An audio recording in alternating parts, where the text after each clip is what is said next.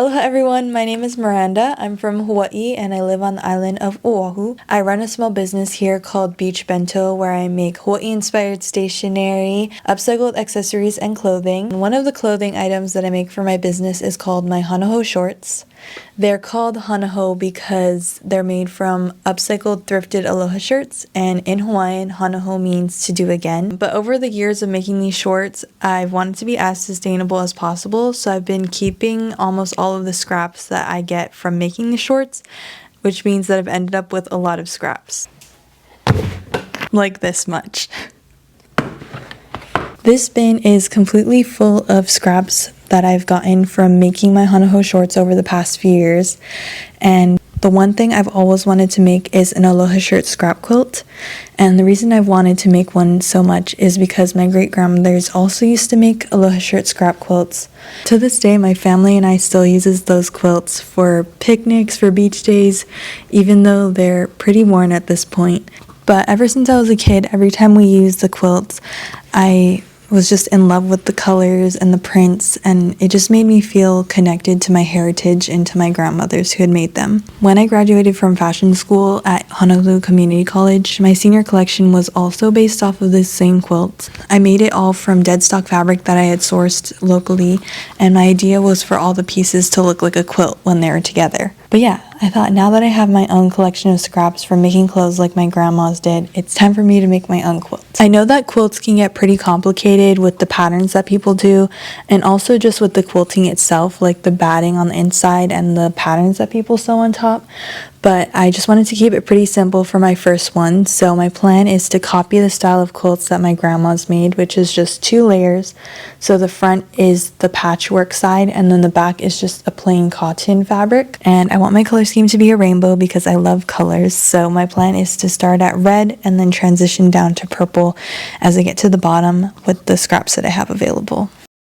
The first thing I did was to cut out the backing piece. I decided to make all the math easy for myself, so I made everything in multiples of 5. I decided to make the squares in the quilt 5 inches, and I made the backing piece of the quilt 45 inches by 55 inches. But if you want to do something a little more complicated, I also found this quilt calculator online that helps you find how many squares to cut out.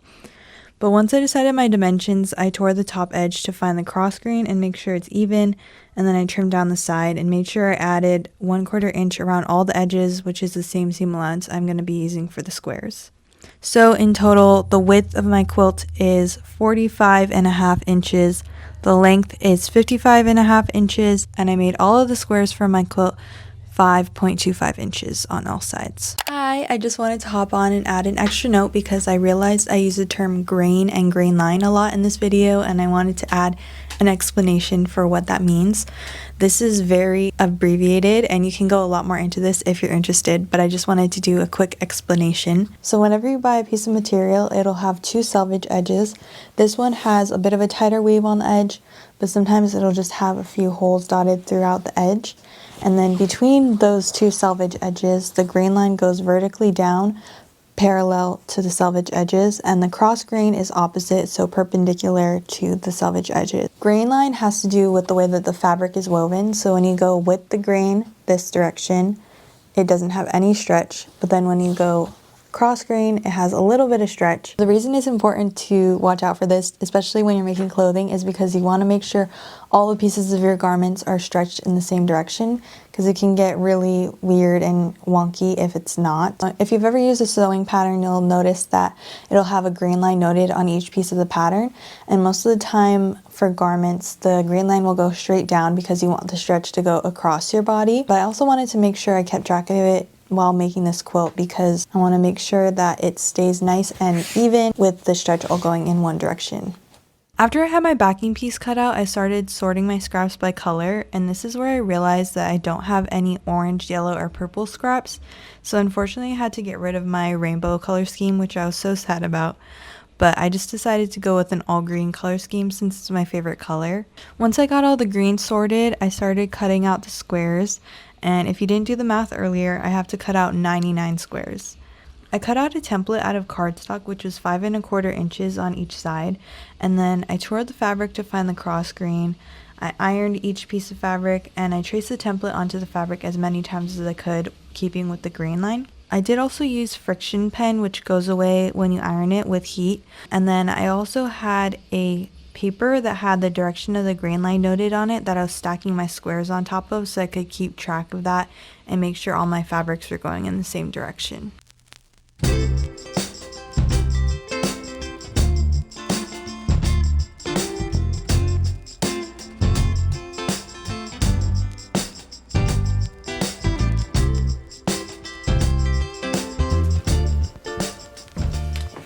So I'm on my floor right now using this really flattering angle because my next step is to decide the layout of the pattern of my quilt.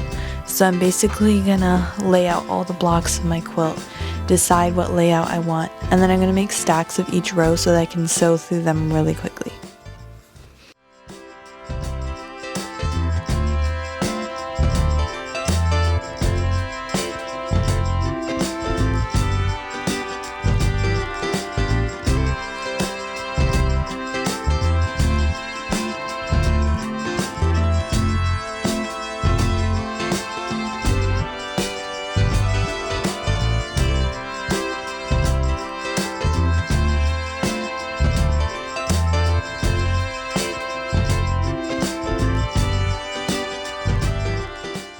So once I finished sewing all the horizontal rows together, the next thing that I had to do was attach each of those to each other. So what I did was lay them on top of each other, right sides together, one at a time, and pin them at each seam just to make sure everything lined up. And then once the entire patchwork section was finished, all I had to do was to sew it onto my cotton fabric. So what I did was I laid the patchwork fabric on top of the cotton fabric, right sides together, and then I pinned and sewed around almost the entire edge, leaving a small opening so I could flip it inside out. Okay, quote reveal time. I sewed around the edges and now I'm going to flip it inside out. I know I left an opening, I just have to find where it is. There it is. I'm gonna grab the corners first and try to pull those out first. And then I'm using an awl to pull out the corners and make sure they're sharp. All turned inside out. So what I'm gonna do next is I'm gonna iron this down really good and make sure all the edges are even. And then I'm gonna sew a top stitch around the edge to hold everything down and close the opening.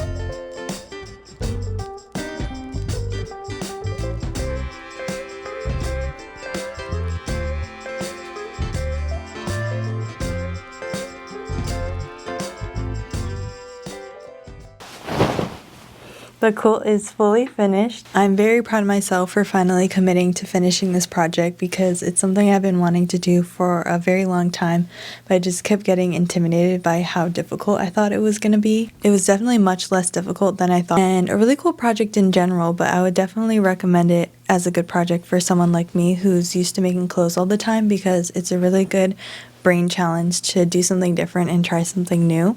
It's really cool to think about how all the different pieces in this quilt came from so many different places and they came together to create something new. I just really love how it has its own unique backstory and I think it turned out so beautifully. That's all from me. Thank you so much for watching my first ever YouTube video and I'll see you next time.